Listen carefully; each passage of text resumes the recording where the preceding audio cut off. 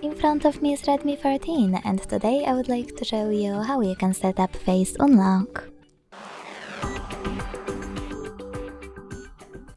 Begin by launching Settings and tapping on Fingerprint, Space Data and Screen Lock after scrolling down.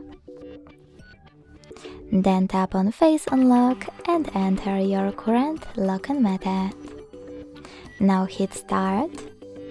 Wait 5 seconds, choose Next in Attention pop-up and make sure to follow all of the instructions from your screen. Then name your face data however you want to and tap on Done.